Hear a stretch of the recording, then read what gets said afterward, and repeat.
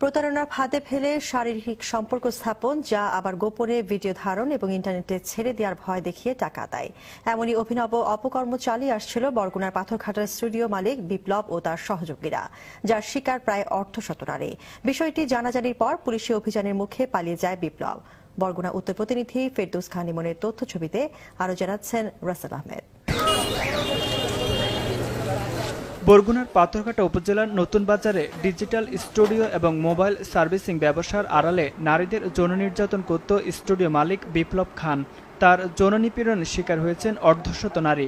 মূলত স্টুডিওতে ছবি তুলতে আসা স্কুল, কলেজ, পড়ুয়া ছাত্রী ও এলাকার নারীদের সঙ্গে বিভিন্ন কৌশলের সম্পর্ক গড়ে তুলত বিপ্লব। যৌন নির্যাতনের সময় গোপন ক্যামেরায় তা ধারণ করা হতো। পরে এসব ফুটেজ দেখিয়ে ভুক্তভোগীদের কাছ থেকে টাকা হাতিয়ে নিত বিপ্লব।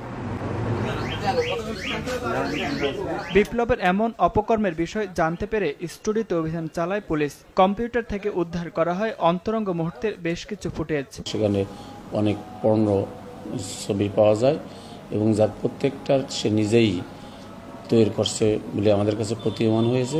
লম্পট বিপ্লবের দৃষ্টান্তমূলক শাস্তির দাবি জানান এলাকাবাসী। শহরের প্রতিটি স্টুডিও নজরদারির মধ্যে রাখার কথাও বলেন তারা।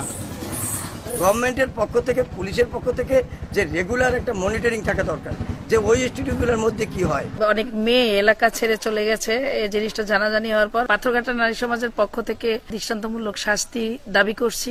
এদিকে দায়ী হলে বিপ্লবের বিচারের দাবি জানান তার শ্বশুরও। তারা কি করছে না করছে আমি তো জানি না, তবে যদি তার কোনো অপরাধ হয়ে থাকে এটার আমি সাজা চাই।